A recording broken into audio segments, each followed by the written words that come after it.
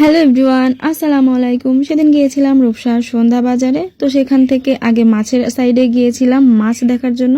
মূলত আমার মেয়েকে দেখানোর জন্য গিয়েছিলাম যে একসঙ্গে এত বড় মাছের বাজার, ওকে অনেক রকম মাছ দেখানোর জন্য, চেনানোর জন্য, মাছের সাথে পরিচিত করানোর জন্য। এরপরে এক সাইডে দেখি সব ইলিশ মাছ আর ইলিশ মাছ। আজকে কিন্তু মনে হচ্ছিল আমার কাছে খুব কম দামে ইলিশ মাছগুলো বিক্রি হচ্ছে। এই বড় ইলিশগুলো চাচ্ছিল, এই বড়টা সবচেয়ে বড়টা চাচ্ছিল 2200 টাকা করে, এবং এর পরেরগুলো চাচ্ছিল 800 টাকা, 1200 টাকা, এইভাবেই চাচ্ছিল। সব ইলিশ মাছের দরদাম করছিল। তো যাই হোক, এই পাশে সবই ছিল ইলিশ মাছ আর ইলিশ মাছ, আর বাঙালি মানে তো ইলিশ মাছ খুবই পছন্দ করে। তারপরে ছিল হচ্ছে ট্যাংরা মাছ, এরপর এই যে লইটা মাছটা কিন্তু আমার খুবই মজা লাগে। কার কার কাছে কেমন লাগে জানি না, আমার কাছে কিন্তু এই লইটা মাছ খুবই মজা লাগে। এরপর ছিল পাতারি, চিংড়ি, সব একটা একটা করে মাছগুলো আমার দেখে খুব ভালো লাগছিল আর কি। আর এই যে চিংড়ির পা গুলো কিন্তু ছাড়ানো ছিল, এগুলো কিন্তু বিক্রি হচ্ছিল।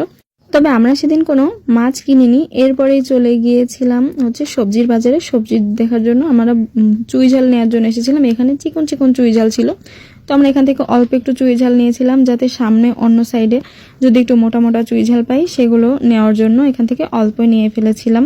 এই চুই ঝালগুলো চিকন ডালের চুই ঝাল। এই পাশে এসে দেখি যে মোটা মোটা চুই ঝালগুলো ছিল। এইগুলো কিন্তু একদম আলুর মতো লাগে, মানে ঝালটা কম লাগে এই চুই ঝালের। এটা কি নাম আমি সেটা জানি না, কিন্তু এই চুই ঝালগুলো খুবই মজা লাগে, মোলাম থাকে, এগুলো রান্নার পরে আলুর মতো লাগে। তারপরে এই পাশে দেখি বড় বড় ওল কচু, এইগুলো আমার কিন্তু খুবই মজা লাগে। এই ওল কচুগুলো চিংড়ি মাছ দিয়ে রান্না করলেও কিন্তু খুবই ভালো লাগে। তারপর এই পাশে এসে দেখি এখনও অনেকেই কাঁঠাল বিক্রি করছেন। তো যাই হোক, আমার সবচেয়ে পছন্দের জায়গাটায় চলে এসেছি। এই হচ্ছে শুটকি মাছ। আমার কিন্তু শুটকি মাছ খুবই পছন্দ, আর লইটা শুটকি তো আমার অনেক বেশি মজা লাগে। এখানে ছোট ছোট হয়েছে, এইগুলো দিয়ে বালাচাও করে সম্ভবত, চিংড়ি শুটকিগুলো দিয়ে বালাচাও করে। এরপরে ছিল বিভিন্ন শুটকি, চ্যাপা শুটকি। তো ভালো থাকবেন, আল্লাহ হাফেজ।